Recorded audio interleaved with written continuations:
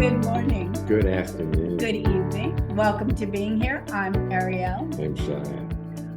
Woohoo! You are rich. Woohoo! Well, that's nice to know. Yeah. So what do you mean by that?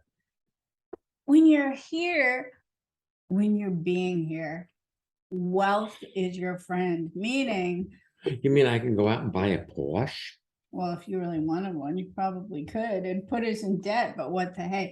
That's not the type of wealth I'm talking about. Oh, what are you talking about? The richness of being you. You know, it's funny. I was out on a boat yesterday, and a fellow who I was out there with turned to me and he said, "So are you still leading seminars about well-being?" And I went, "Yeah."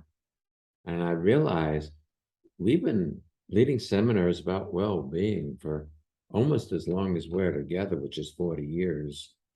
A long time. It's a long time. It was fun. We were chatting with our guest before we started, and I'd found a picture of Antia, who'll be coming on later, and with her daughter who's going on 24, and she was 15 months in the picture. And that was in Costa Rica, which was not one of the first places we went. So we've been doing this for a while. Right. So that means Costa Rica, we've been there for 23 years or thereabouts. At least, yeah. Yeah. Woo! Well, woohoo! We're rich. And woohoo! Costa Rica 2023 is open. That's yes, pretty we found a very lovely facility resort that has many hot tubs, hot pools actually, like giant swimming pools and smaller swimming pools. Geothermal pools of hot water that come up from the ground. Very lovely. Mm. So in answer to your question, yes. What does this mean? Yes. Let's discover over the course of this hour. Okay. Oh, I like that. Feeling well, the richness of life really is an experience. That's what wealth is, when you feel well being you. You know, before we recorded today, we took a nap. And I had been kind of holding off and taking a nap. And I thought, wow, you know, when I had COVID and I needed a nap, I just took it. There wasn't any conversation about, oh, you know, what does it mean? It was just time to rest. And I thought, wow, it was time to rest. And then with about 10 minutes left to go, Baby, our cat, jumped up, walked up me, started purring and laid down. And I thought, wow, I am rich. Yeah, I'm envious. She doesn't do that with me. I know she doesn't. But the positive side of that is she doesn't wake me up at 4 o'clock in the morning to feed her either. Or 12:15 and 3:15, and she was busy last night. Yeah, it's true. But you know, even early in the morning, when she wakes me up, I think, oh, I could have had another half hour of sleep. If I move into wakefulness as if it's my idea, it's really wonderful. If I step into complaint mode, it's an entirely different deal. Entirely different day. It is an entirely different day. Entirely different life. That's right. So it's a choice. Mm-hmm. Well, you know, this is strange. Well, that's one of the reasons I enjoy fishing, because life doesn't show up the way I want. So yesterday I spent a whole day out on the ocean and did not come across one of my targeted species. But when you came back, you were, aside from tired because it had been a long day, we'd gotten up at 4, which may it contributed somewhat to my needing a nap today. Yes. Will you tell me about the porpoises? Oh, so many porpoises out there. I've never seen so many porpoises and whales right along the shoreline. Awesome. That was very cool. How about yes, we call in our first guest? Okay. And we investigate being rich with him. Okay. All right, Dave, welcome to being here. Hi. Nice to be here. Nice to have you. Yeah, thank you. I'm Dave, and I'm in Oxford in the United Kingdom. Yeah, I'm here with my girlfriend Tanya, visiting from Canada. Now, so Tanya is visiting from Canada? I'm visiting her from Canada. Oh, so I'm in Oxford. Okay. It's just a little confusing, but I knew the answer. Yeah, I knew the answer. I figured I'd play with it because it had enough ambiguity that people's minds would go off to wonder. So how long are you in Oxford? For I'm here for another week, so it'll be a total of 3 weeks. excellent. So does that mean you've set up your work life so that you can work from Canada or Oxford in the UK? Yes, actually. I have one employee, so I have 2 businesses and one employee in one of the businesses, which is a consulting engineering practice. And so we're set up to work remotely. We handle all our clients pretty much remotely.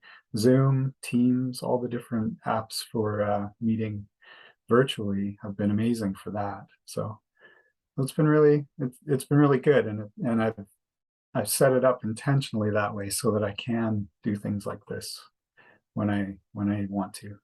Woo-hoo, you're rich. I am. I really, really am. Like How do you see that? well, I've been reflecting on it since I saw the topic for this show. Started to look at all the ways that my life has become easy. My relationships have become easier and deepened with my kids, my dad, you know, even my ex-wife to a large degree, and Tanya, my partner. Um, it's so amazing to look at and see how, yeah, Well, just wait a second. Now that's interesting to me. How do you see that coming about? What's your role in the reality that your life is easier? it's a good question. When I met you guys, I don't know how many years ago, maybe 6, 7 years ago, Mhm. I looked at my life as if I was a victim of my circumstances.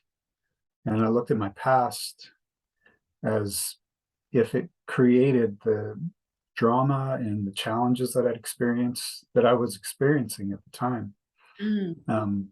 And since meeting you guys, one of the things that I think we talked about regularly, I remember coming up regularly, is me being responsible for my life and how it shows up. And if things are showing up a certain way, to look at my role in it. And at the time it was dramatic and combative with people. And I started to see how some of that was coming from me. A lot of that was coming from me, and I had the opportunity Okay, to. okay, I gotta stop you. How about all of that was coming from you? Yes. Well, See, in our definition of responsibility, it's not good, bad, right, wrong. It's you were there and you were in every one of those circumstances that led up to the moment that we met you. so let's do it in a very simple slice. I mean, the relationship with your ex-wife, for instance, is very lovely because there are a lot of people who have exes and have children with exes, and it's complex. But if we take a simple, excuse me, example, you're driving down the road and some other driver perceives you as doing wrong, and they honk their horn in a very aggressive manner, and it's startling. And so you can say, oh, I had a part in that. I didn't turn on my blinker, but really it's that person. They're angry and they were throwing their anger at me.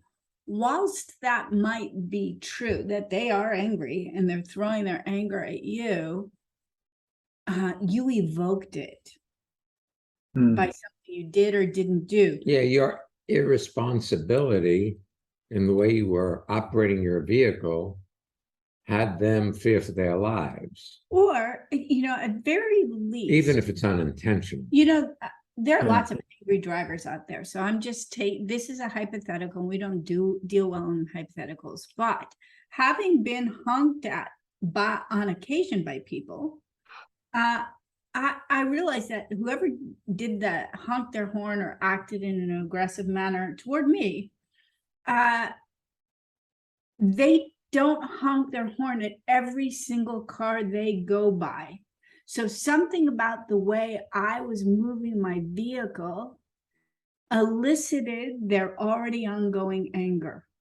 Mm.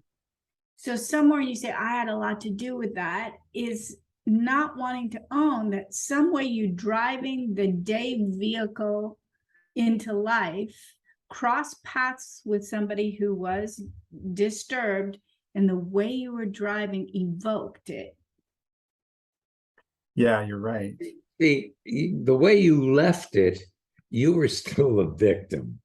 Yeah. It was circumstance that caused that person to behave that way, as opposed to Mhm. I did something, intentionally or not, that had them have to respond the way they did. So their response to me was in response to the way I was showing up. Here's an example. Well, may I go? Yeah, one step sure, further? sure, sure. When we first met, I remember the moment we met at the Skyline Hotel on 10th Avenue and 49th Street in New York City. It was a Friday night, and I was introduced to you, and you walked away as though I had slandered you somehow. And I Really. knew in that moment how much I loved you and how I wasn't going to play that game with you that had you survive up until that point, but not with the experience of love that you were looking for in your life.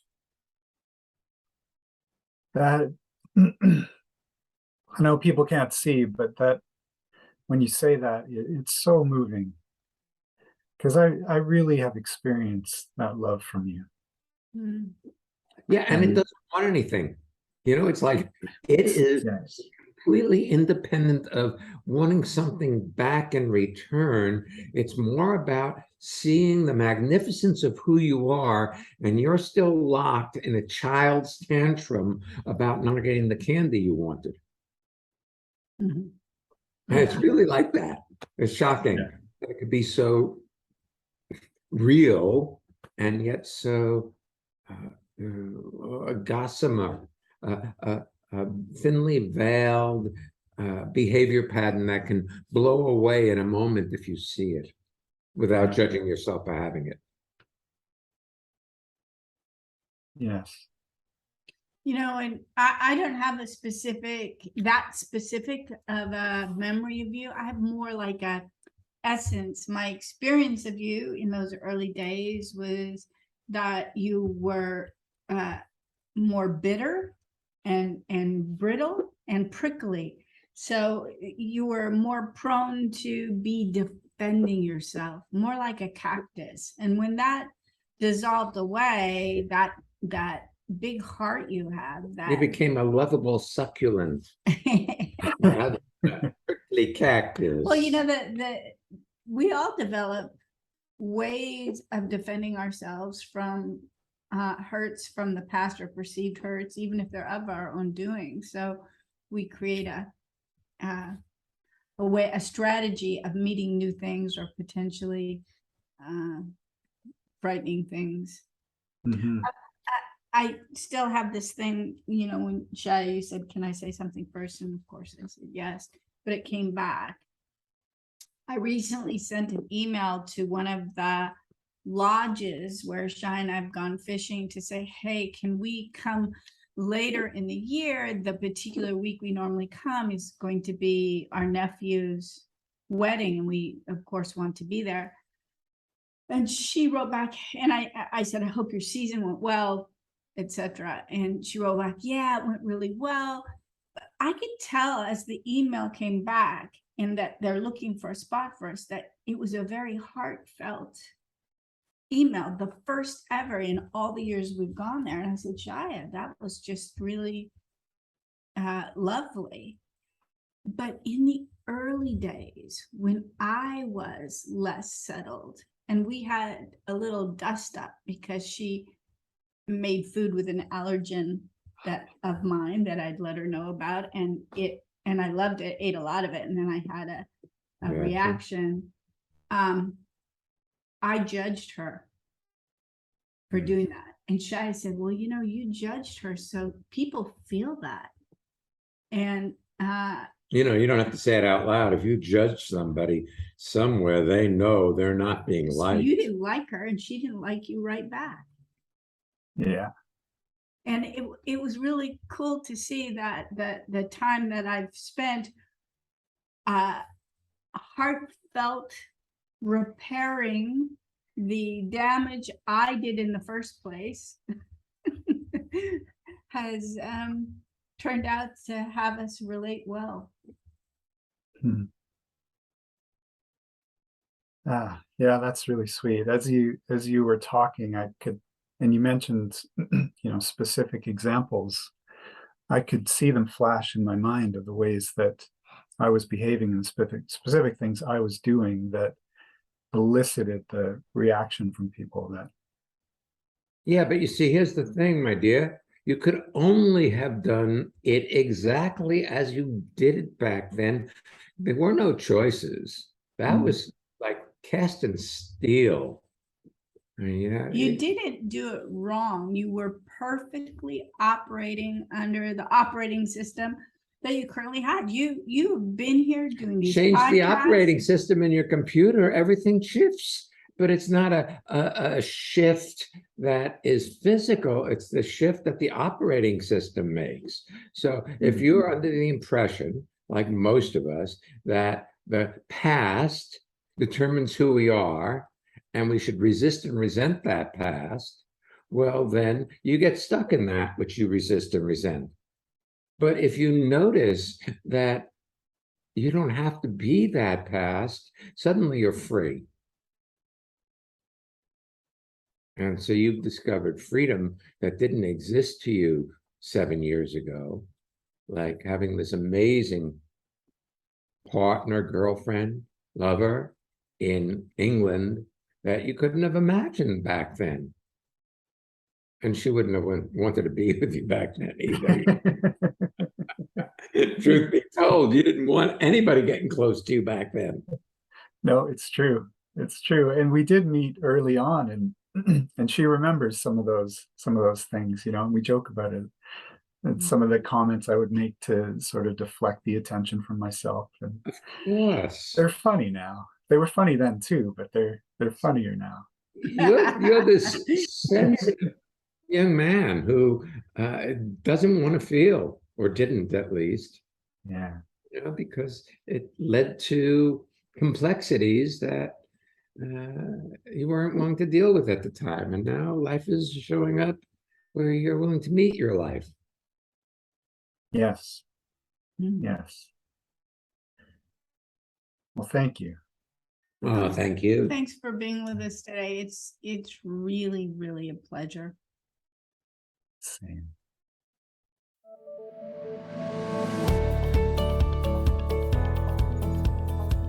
Now it's your turn. Let's hear what one of you listeners has to say about being here in the transformation community. This is Katie in Chicago. One thing I love about the Being Here podcast is that anytime in my life when I'm just having a tough day or even enjoying the day, whenever I pop it in, it's just so good to connect with transformation and with my friends. And I feel great in the moment. Do you want to have well-being with consistency? Connect with people all over the world from the comfort of your own home at Aaron & Shire's lively interactive Living Made Easy virtual seminars. Join any of their 2-hour online events or take a deep dive into the magic of being you at a virtual weekend seminar. Come on, let's connect. Find out more and register at transformationmadeeasy.com.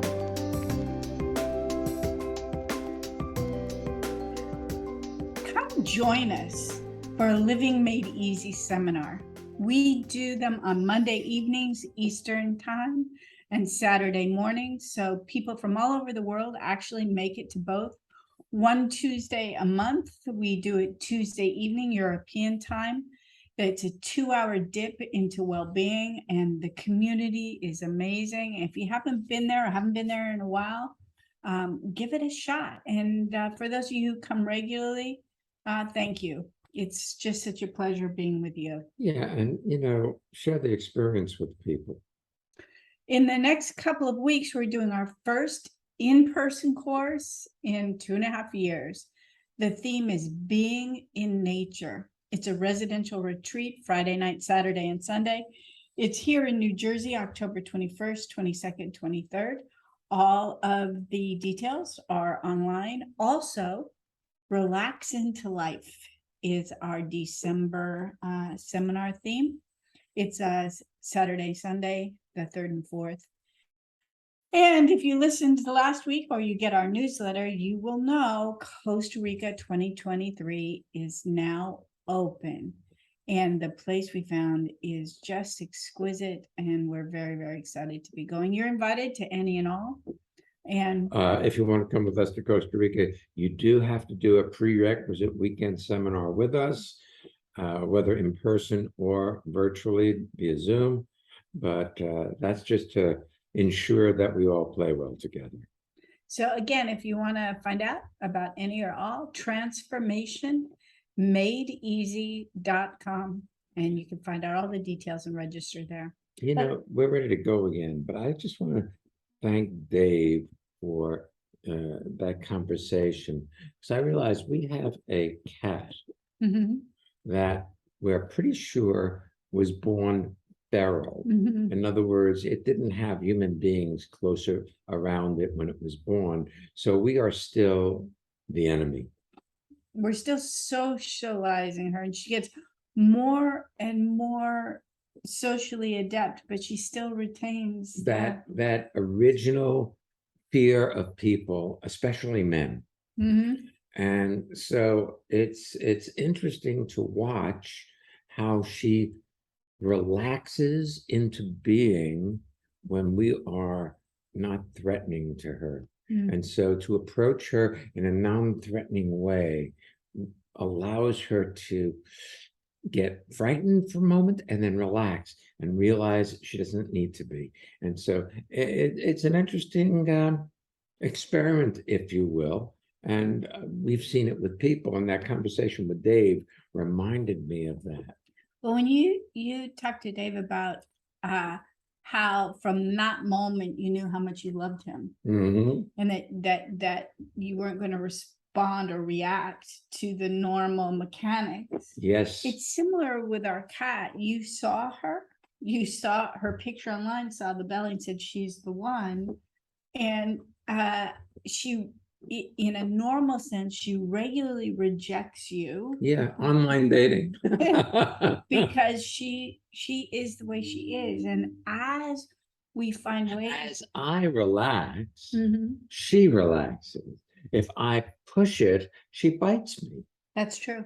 If you want what she doesn't want, she gives you feedback right away. Right away. She definitely lets me know when I'm pushing it beyond the limits that she likes, what she's comfortable with. Let's take our next guest. Antje, welcome to being here. Such a pleasure to have you as our guest today. Hello. Hi. Hello. This is Antje from Hamburg. Hey. I'm very happy to be here. Thank you. That's We're happy good, to right? have you. Yes. And I can see your smile, but I can also hear your smile. And I know people who are listening, if they're paying attention, can hear it too. Sweet. Thank you. Well, listening to you, I felt rich. Well, you are rich, and you got in touch with the richness of just being alive is such a miracle. Yeah. Yeah. And while I was listening to you and your talking with Dave, I had so many pictures and memories that came up for me, and one that really struck me was the theme of forgiveness. And when you said to Dave that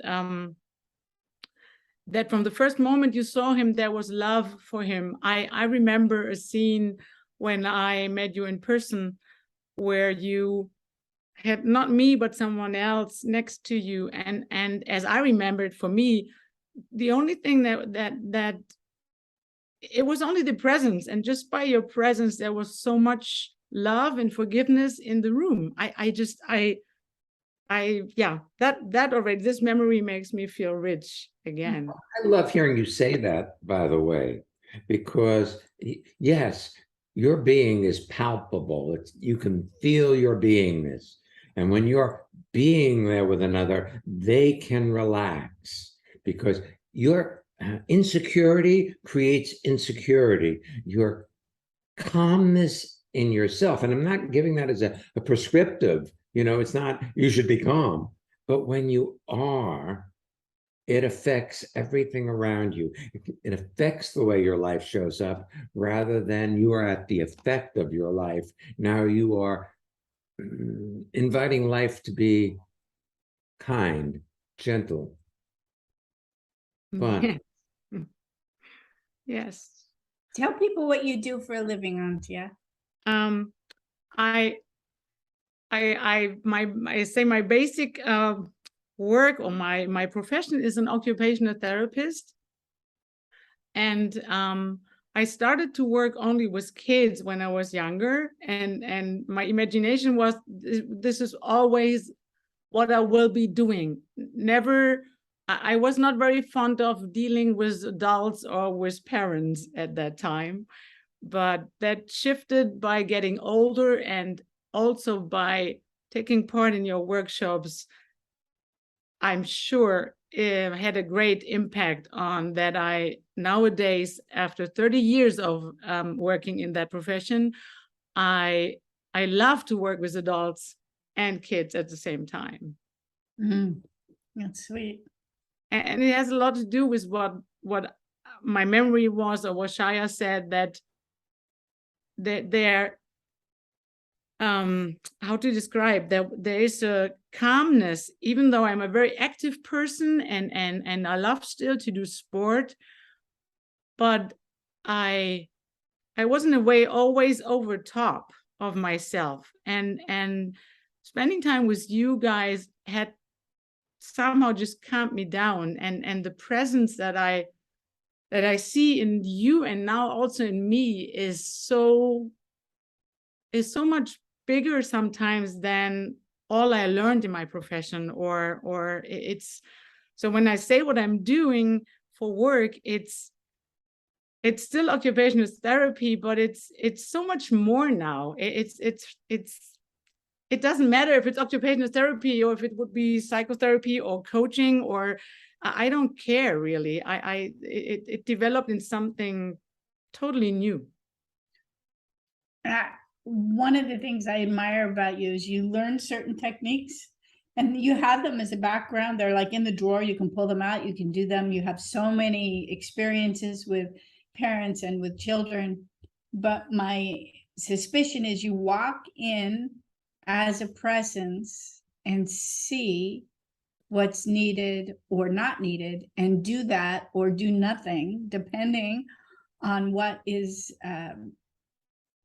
most beneficial for the people that you're being with. And I really admire that. Thank you. I give that back, because I'm so sure without having spent time with you all the years that I would never have gotten to that place. And it's fun, it's happiness, yeah, you describe exactly how I'm working nowadays, and with the parents of the children, there's an interaction that is so full of respect, and I still can be very straight and direct in letting them know what I see or what I think would be great for them to see, but it's gotten a quality that I couldn't imagine before. Thank you. Yeah, thank you. We saw something on the news today. We're recording this right after a hurricane hit Florida here in the United States. And they were showing evacuations, some of which were being done by hydrofoil, which is a type of flat bottom boat that is propelled forward by a big fan in the back that pushes air and then it glides over top of the water. And this particular hydrofoil was picking up families, and one of the individuals they picked up was a young man who clearly had Down syndrome. And he was out there in the rain and the wind, and he was so excited. He was so happy.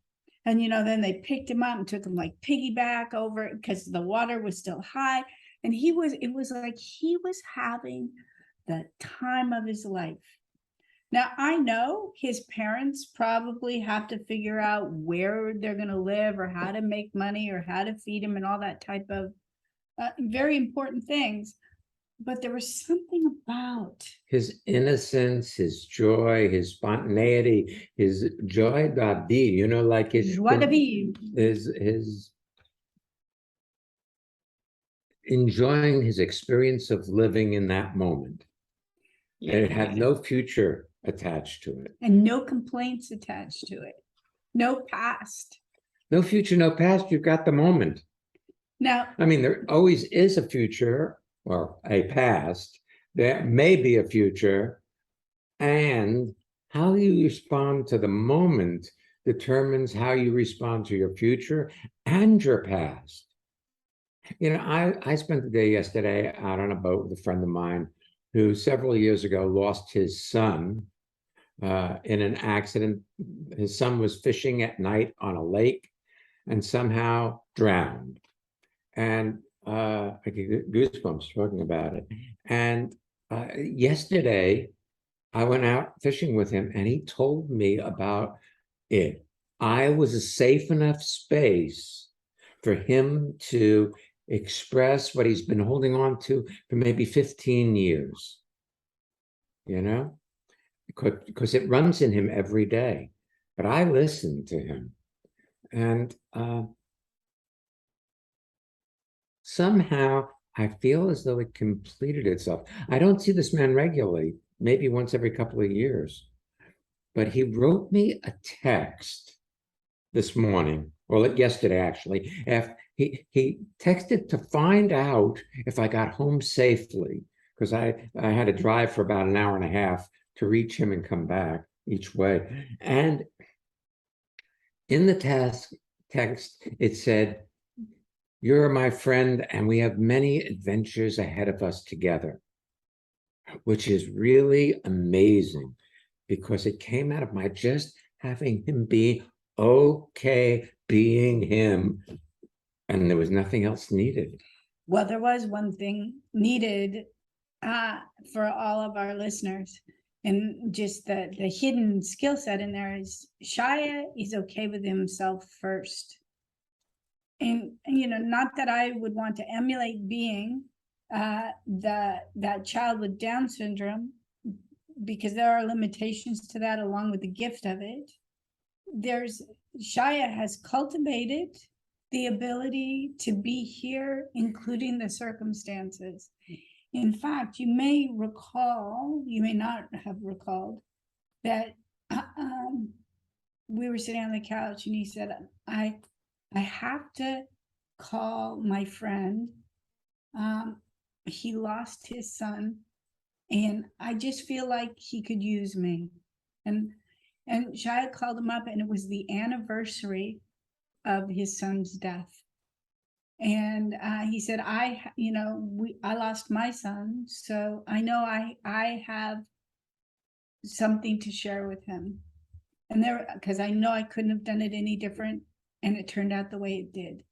So I think people underestimate that who they are, and even that you're listening to this podcast, you're investing in being here, which is all it takes to have your experience of life transform and the people around you be impacted by your presence that's been with you all along, but sometimes is encased in that prickly pear syndrome. Well, when you've got that story about your life and you're living that story as though it's the reality, then you have no choices really in life. Life is just the next thing you do and next thing you do, but it's not as a choice. It's as, well, I guess I have to. Can I ask you a personal question? Sure. Was it you or was it your sister that refused to wear red because it was your mother's favorite color. That was me. And now as a mother of a young woman, isn't it fun to see how kids formulate ideas that excise all of the great things their parents did for them? Yes. Well, you hear about all these children that are grown-ups now, and they've what do they call that? When they don't want to be anywhere around they're Wounded inner child? no, not that, but they are estranged. The word is estranged. They're estranged from their parents, but they weren't there cognitively when their parents were changing their diapers or feeding them or taking them to the doctor when they were sick. All that is water under the bridge that is long forgotten. And all they remember is a childhood memory of having a tantrum over the candy their parents said they couldn't have when they made a decision never to be like that person. Yeah. And that's most people's reality. Well, I know that there are people who had truly unfortunate parents, like parents who did awful things. But I would say the majority of us just held on to something that we considered awful, but as you let go of that. But I was reading in a book recently, it was I don't recall the book, but it was talking about a biblical reference to forgiveness, that the person you really set free is yourself. It's not so much letting go of the transgression against the other person. Because if you're in resistance to one or the other of your parents, then that's who you are. You're not you. You're resistant to something else. You are in opposition to something, and that runs your life, rather than you discovering, who am I in this moment? That brings me to my original question for richness, because I would say I feel rich most of the time, and then sometimes I think I start to compare, or my mind starts to think that I should do something different, or I should earn more money, or all this should sentences, and yeah, but it's always when I'm not I cannot say I'm not myself, but how to say, when you're not fully engaged in what you're doing. When you're not fully engaged in what you're doing, you will compare. You will get pulled into what you could have, should have, would have done. The other thing is this, Anthea, other people's presence can affect you. And presence coded over with their idea of the way to be in life can impress you. So if somebody walks into a room and they hate all men, then that reality into life can impress upon you. And I have a feeling from time to time, you want to be an independent, solitary being rather than recognize that your environment has an impact on you. Oh yeah, that makes a lot of sense. And you want to be a solitary being, not impacted by, as though other people's reality and mindset doesn't affect you, but it does. The other thing is, I liked what you originally said, Shia, when he said, when you're not fully engaged, the comparison comes to the fore. If, like right now, are you currently in a love relationship partnership? Yes. Okay. So in the time that you weren't, were you as a flat thing, not judging it, or were there moments of judgment? There were definitely moments of judgment. Well, it makes sense because we've absorbed what a better person would look like. There are a number of people in our community who do not have relationships, and they do not want a relationship, although they think they should want a relationship. But I sometimes think like geese or bald eagles mate for life. Bears get together in season and then they go their separate ways, and they really, really do not have anything to do with each other. And yet we don't judge one animal at their mating habits or their cohabitation habits as better than another. Yeah. Yeah, that's I think that's one thing that I actually achieve. Sounds funny, but in a way I feel that I have come to a point to feel more rich just being me. And like Shaya said, or like you described this, the judgment comes in once in a while, but not very much often anymore. But before, I was very much, how to say, yeah, I was judging myself because my picture of how it should be was so strong. Does that make sense? Oh, absolutely makes sense. But take a look. How old were you when you formulated or absorbed the idea of how Antia should be in order to be a success? 7, Okay. maybe. So I don't have. I'm sure you have a lot of 7-year-old clients or thereabout. So if you had a 7-year-old child come in, would you say, where do you think I should live? And My boyfriend. well, yeah, what do you think about relationship? How should I go about being in relationship? Yeah, I mean, no, I wouldn't. But yeah. But I tell you, that 7-year-old would have an opinion, a very strong opinion, as though they knew everything and they knew the formula to have happiness and success in the future. I remember our grandson one day told us that worms, you should eat the head of a worm because, well, a worm has 100 brains. And so, and we're like, where did you learn that? And he said, Timmy told me, and he knows everything. Our grandson was maybe 5 and Timmy was 10. So he was really like, whoa.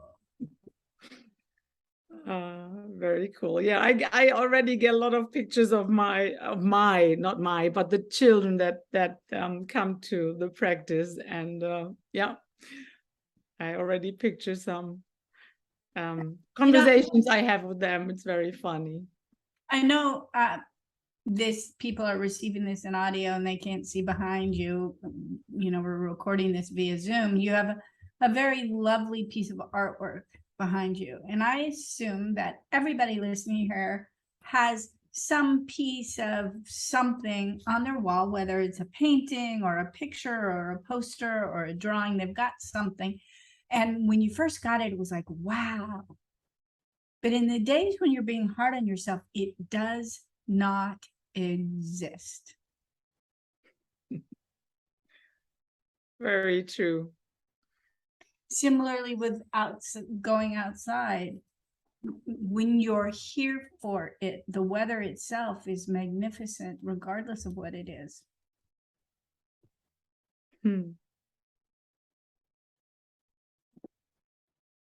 Thanks for being with us today, Antia. Yeah, I thank you. It was my pleasure, and thank you. See you again too. It is. That's one the richnesses in our life are people like you. It's just so sweet having you here. Thanks. Thank you. Oh,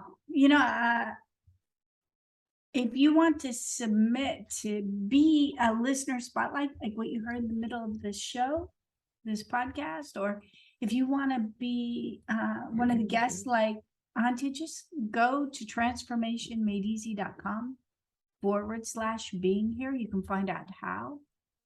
And I love next week's episode because it follows up on this and something we're talking with Auntie about, how sometimes there's the need to think you got to figure it out on your own and solitary, and what you were talking about your friend on the boat. Next week's episode is called "A Burden Shared is Lighter, a Wind Shared is Brighter." I love it. We'll be back next week. So come on back and don't miss Being here.